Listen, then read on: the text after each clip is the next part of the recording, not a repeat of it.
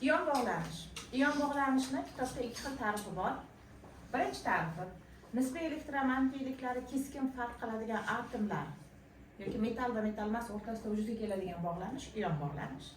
Ikkinchi tarifi ionlar o'rtasida elektrostatik tortilish kuchi tufayli vujudga keladigan bog'lanish. Xo'p, qanaqa qilib farqlaymiz iyon bog'ni kovalent bog'lanishdan? Birinchi farqlash. Iyon bog' bo'lishi uchun bittasi metal emas bo'lishi shart. Nima bo'lishi shart ekan? Bittasi metal, ikkinchisi metal emas bo'lishi shart. Hech qachon ikkita metal emas o'rtasida iyon bog'lanish vujudga kelmaydi. Hatto nisbiy elektromanfiyligi 1.8 dan yuqori bo'lsa ham. Masalan, shunaqa istisno birikmalardan biri H-ftor. Vodorod bu metal emasmi? Metal emas, ftor ham metal emas. Demak, ikkita metal emasni nisbiy elektromanfiyligini ayirib ko'ramiz. Necha chiqdi? 2. 1.8 dan katta, to'g'rimi? Lekin bu iyon bog' hisoblanmaydi. O'zi bog'lanishlarda hech qachon aniq bir chegara qo'yilmaydi, bu taxminiy chegara. 90% birikmaga amal qiladi, 10% amal qilmaydigan holatlari bo'ladi. Tushunarli? 100% mana shunaqa bo'ladi degan gap yo'q. Bog'lanishda 100% chegara qo'yib bo'lmaydi. Xo'p, demak, iyon bog' bo'lish uchun biri metal emas bo'lishi shart ekan. Agar ikkita metal emas bo'lib, nisbiy elektromanfiyligi 1.7 dan katta bo'lsa ham, u iyon bog' bo'lmaydi. U qutbli kovalent bog' hisoblanadi. Tushunarli? Ikkinchisi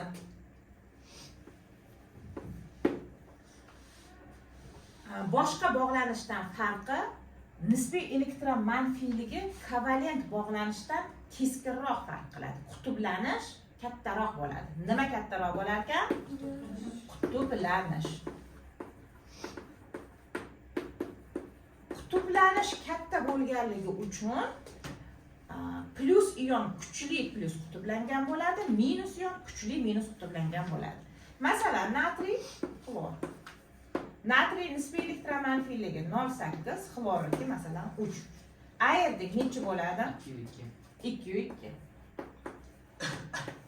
Kovalent bog'lanishda maksimal qutublilik 1.7 gacha, to'g'rimi? 2 qutublanish juda ham katta degani. Shuning uchun mana bu o'ta kuchli plus zaryadlanadi, bu o'ta kuchli minus zaryadlanadi. Shuning uchun iyon bog'ning ikkinchi tarifiga e'tibor bering.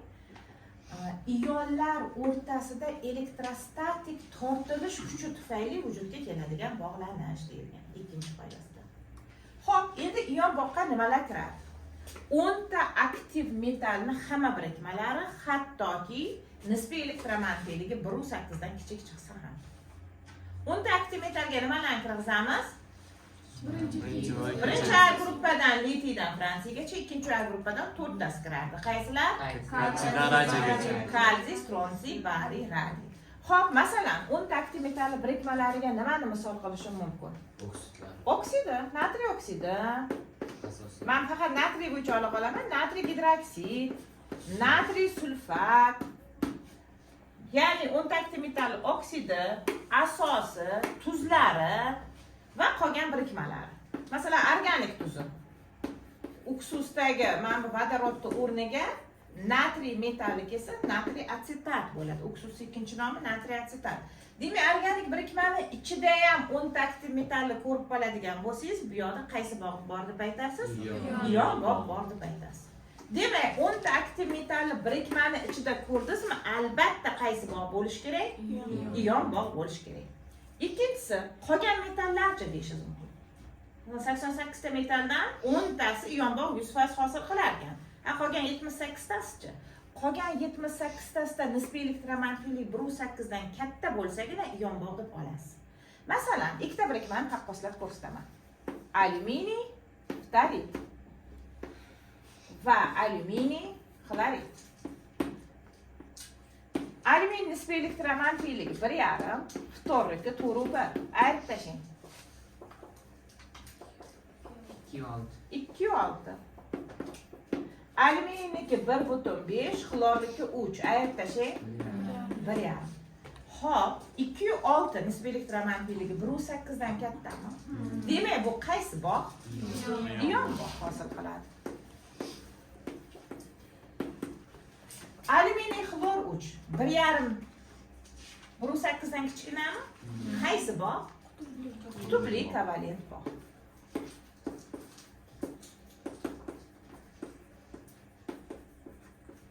Demak, 10 aktiv metaldan boshqa birikmalarni ion bog' hosil qilmasligini bilish uchun nemisini nima qilib ko'rish kerak ekan? Ayirib ko'rish kerak ekan. Masalan, alyuminiyni o'zi tuz hosil qilib turibdi ion bog', alyuminiyni o'zi yana tuz hosil qilib turibdi qutbli kovalent bog'. Shuning uchun qolgan 10 aktiv metaldan boshqa birikmalarda 1.8 dan yuqori bo'lsagina ion bog' olasiz. 1.8 dan past bo'lsa, qaysiga kirgizasiz? Qutbli kovalent bog'lanishga. Ayrim birikmalar bor, ayrim birikmalarda bir nechta bog'lanish turi uchraydi. Qaysi biriga kiritamiz? Har biriga kiritamiz. Test markazining saytida masalan turgan bo'lishi mumkin. Ham u ion ichiga kirib, ham qutubliga, ham qutbsiga kirgan bo'lishi mumkin. Masalan, natriy tiosulfat. Xo'p, strukturasini chizamiz. Natriy.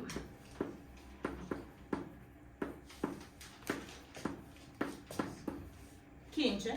Bittasi O bo'ladi, bittasi S. Ha, mana. Xo'p, boshladik.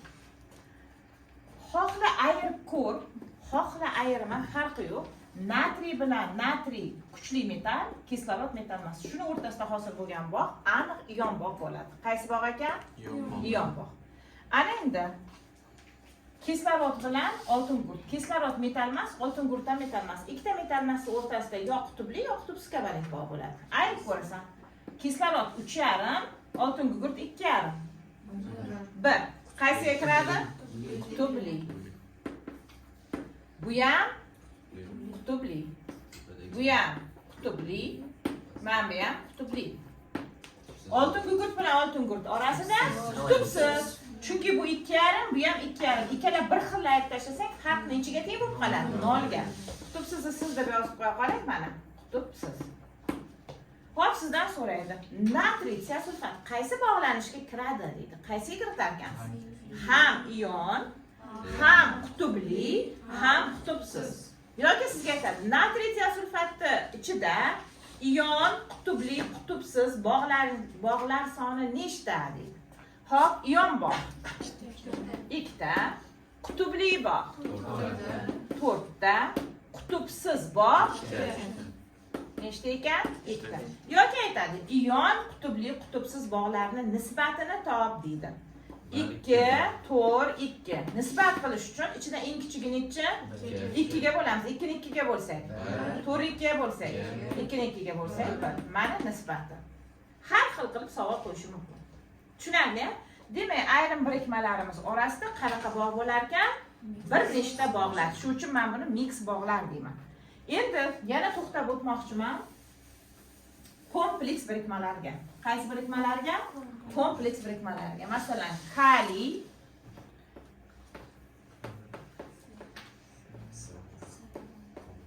oti nima edi buni? Kaliy to'r bo'lsa, sariq qon tuzi bo'ladi. Xo'p, kompleks birikmalarda har bittasini chizib o'tirishim shartmi deyish mumkin. Yo'q, masalan, men chizmasdan bog' aniqlash. Masalan, sen ko'proq bog'lanish bilan ishlaydigan bo'lsang, chizmasdan aniqlab ketaverasan. Qaraysan, kaliy bormi? Bor. 10 aktiv metalga kiradimi? Kiradi. Demak, qaysi bog' bor? Ion bog' bor. Mana. Xo'p, uglerod bilan azot. Uglerodniki 2,5, azotniki 3. Ayirsam 0,5 bo'ladimi? Qaysiga kiradi? Qutbli. Markaziy atom atrofida qutbli bilan birga donor akseptor bog' bo'ladi. Demak, uchinchisi qaysi bog' bor ekan? Donor akseptor bog' bor. Mana. Endi shunaqa kompleks birikmalar borki, ma'nozada suv kelgan. Suv bor bo'lsa, hali mavzu davomida o'taman, vodorod bog'lanish bo'ladi. Masalan, anaqa deb olsak bo'lar ekan.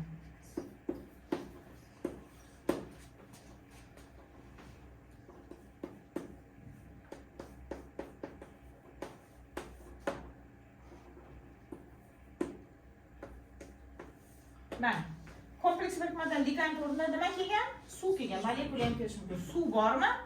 4-chi bog'i, mana bu uchala bog' albatta bo'ladi. Kompleks birikmada 4-chi bog' qaysi bog' ham bor deb aytasiz? Vodorod bog' ham bor deb aytasiz. Tamom. Endi natriy tiosulfatda ham chizmasdan, struktura chizmasdan aniqlashingiz mumkin edi. Tiosulfatda o'tgan safar aytdim, oltin gurt bilan oltin gurt bog'lanib qoladi. Shuning uchun bu qaysiga kiradi dedim? Qutubsizga. Demak, aniq qutubsiz bor. Ikkinchisi natriy bormi? Qaysi bog' bor? Ion bog'. Uchinchisi bu kislota qoldig'imi? Любой kislota qoldig'ini ichida qutubli kovalent bog'lanish bo'ladi. Mana shunday bog'lanish kelib chiqdi. Qachon chizasan, qachonki sendan sonini so'rasa chizib topsang bo'ladi. Xo'p, ana endi ishlaganlaringizni tekshirib olamiz, a? Surmaga deydi. Surmaning nisbiy manfiyligini aytib boring. 1.9, vodorodga 2.1 ayiramiz. 0.2. Qaysi bog' bo'ladi bu? Xo'p, endi sizdan so'raydi, nechta qutubsiz bog' bor deydi. Siz struktura chizing, mana. 1 ta, 2 ta, 3 ta vodorod. Uchalasida ham nechidan bo'ladi? 0.2 ta. Demak, 3 ta qanaqa bog' bo'lar ekan? Qutubsiz. Bu ham qutubsiz. H brom, H2 2.1, bromniki 2.8. Ayirib tashlang. 0.7. Qaysi bog' bo'lar ekan? Qutubli. Natriy OH strukturasini o'zi mana shu bo'ladi. Natriy bilan kislorod orasida qaysi bog' bor? Ion bog'. Kislorod bilan vodorod orasida qutubli. Kaliy sulfat. Kaliy bo'lganligi uchun albatta qaysi bog' bo'ladi? Ion bog'. Kislota va kislota qoldiqlarida qutubli. Natriy qaysi bog'? Ion bog'. Xo'p. Bu qaysi kislota edi? 3 bo'lsa tiosulfat bo'ladi. Persulfat. Persulfatda qaysi bog' bor degani? Qutubsiz bog' bor. Demak, ion bog', qutubli bog' va qaysi bog' yana? Qutubsiz bog'. Ya'ni persulfat strukturasiga e'tibor bering.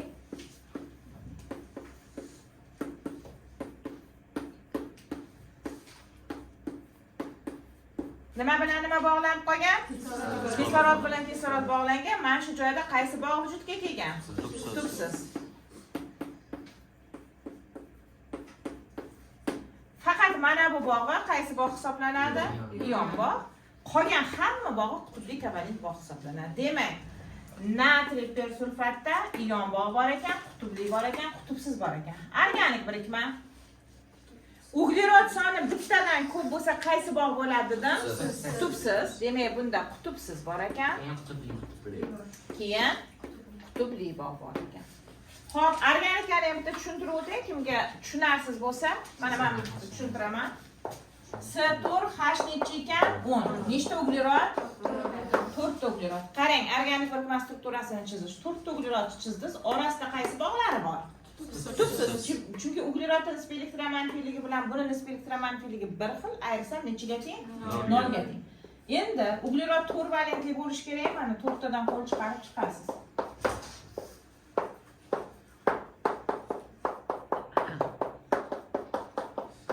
Organikada uglerod ham 4 valentli bo'ladi.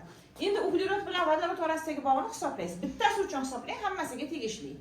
2,5 uglerod, 2,1 vodorod. Ayirib tashlasak, 0,4. 0,4 bo'lsa, bu qanaqa bog' bo'ladi? Qutubli. Buni orasi qutubsiz. Demak, ikki xil bog' bor ekan. Qutubsiz va qutubli. Xo'p, kompleks birikma. Natriy bo'lganligi uchun ion bog', markaziy atom atrofida donor akseptor bog' va qutubli kovalent bog'. Sulfat kislota, kislotalarning hammasi qaysiga kiradi? Qutubli, faqat qutubli bog' bor bunda. Kaliy bo'lgani uchun ion, kislota qoldig'ida qaysi bog' bor? Qutubli. Azon qutubsiz bilan donor akseptor. to'ppa-to'g'ri qutubsiz va buni biza donor akseptorga ham o'tgan dars kirg'izuvdik. Oldingi darslarga bir qarab qo'yasiz. pH3 Qutubsiz. Ha, chunki bu 2.2, bu 2.1. Ayirsam nechi chiqdi? 0.1 chiqdimi? Faqat qutubsizga kiradi. Kaliy oksidi ion bor. Mana